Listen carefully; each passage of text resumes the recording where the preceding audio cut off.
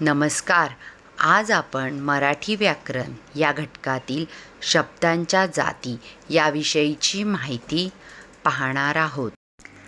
प्रथम आपण शब्द म्हणजे काय व शब्द कशाला म्हणतात हे समजून घेऊया.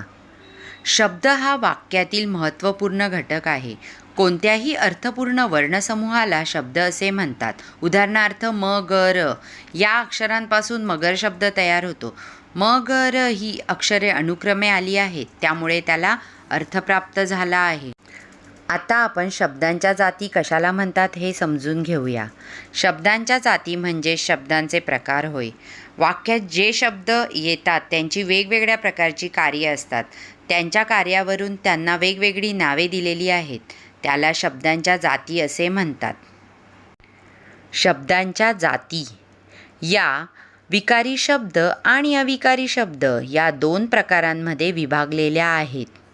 विकारी शब्द व अविकारी शब्द हे समजून घेऊया. प्रथम पाहूया विकारी शब्द.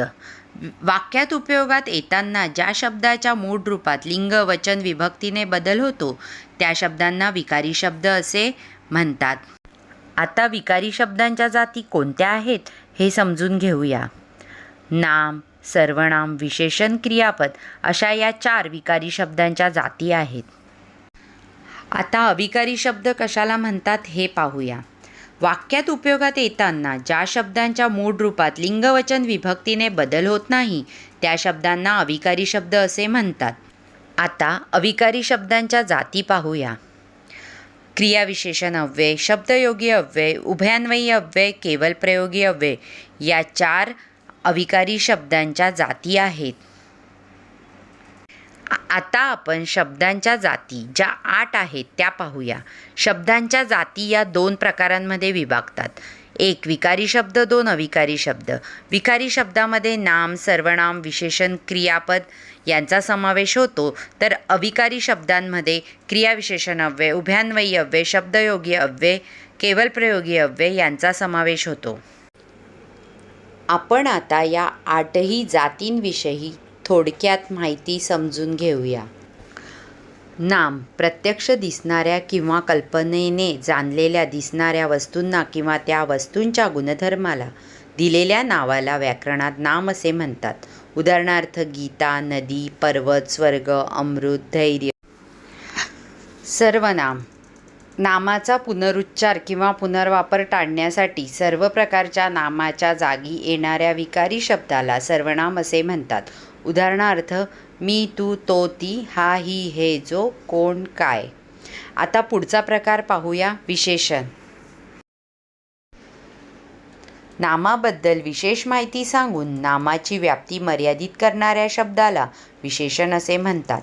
उदाहरणार्थ हिरवा पोपट यामध्ये हिरवा हे विशेषण आहे. हुशार मुलगा यामध्ये मुलाविषयी विशेष माहिती सांगितली आहे म्हणून हुशार हे विशेषण आहे. पाहूया पुढचा घटक क्रियापद. वाक्याचा अर्थ पूर्ण करणाऱ्या क्रियावाचक शब्दाला क्रियापद असे म्हणतात. उदाहरणार्थ राज नियमित अभ्यास करतो. मीना जेवण बनवते. राज नियमित अभ्यास करतो यामध्ये करतो हे क्रियापद आहे. मीना जेवण बनवते यामध्ये बनवते हे क्रियापद आहे. शब्दांच्या जातीचा पुढचा प्रकार म्हणजे क्रियाविशेषण.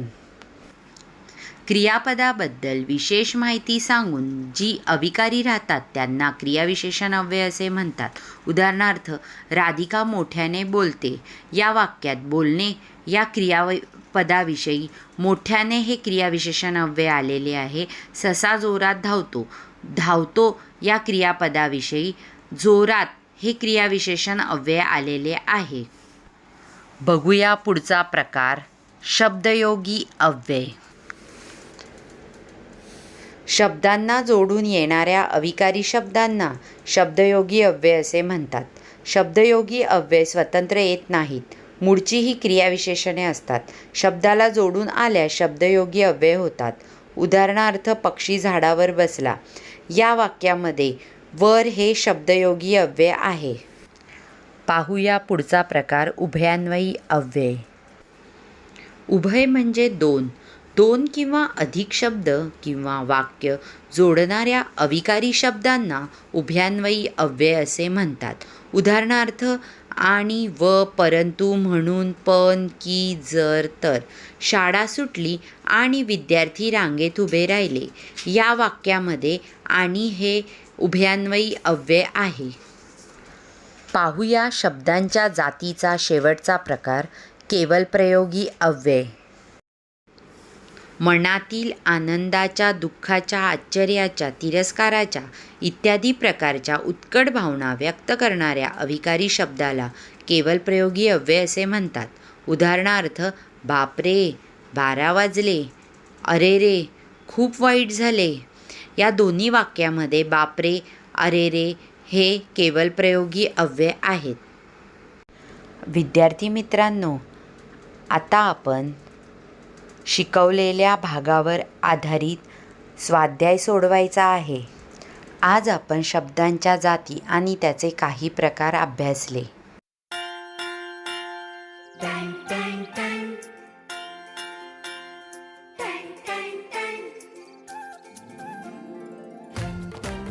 सुनो घंटी बजी, स्कूल